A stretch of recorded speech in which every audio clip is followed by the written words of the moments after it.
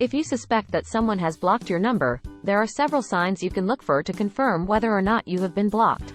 Keep in mind that these signs may vary depending on the person's phone and carrier, but here are some common indicators. Blocked phone calls. When you call the person's number, you might hear one of the following indications. 1. Straight to voicemail. Your call goes directly to voicemail without ringing the recipient's phone. 2. A busy tone. You hear a busy tone or a repetitive beeping sound. Blocked social media and messaging apps. If you were able to communicate with the person through social media or messaging apps, like WhatsApp or Facebook Messenger, you might notice the following. 1. Messages go undelivered or remain stuck with a single checkmark or symbol indicating non-delivery. 2. No online presence or last seen status. Blocked text messages, SMS.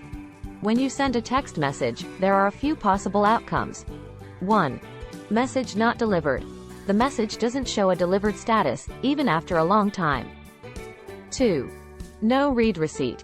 If the recipient's phone typically shows read receipts, you won't see one for your message. Blocked iMessage, iPhone. If you use iMessage to send texts to an iPhone user, you might observe the following. 1.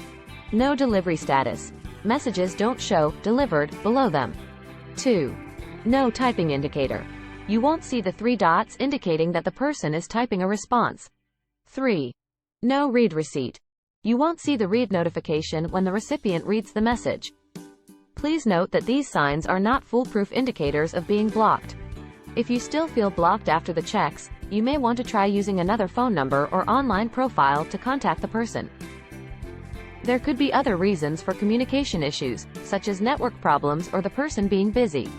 Consider reaching out to the person through alternative means if you strongly suspect being blocked and communication issues persist. Thanks for watching. Please consider subscribing to support our tutorials.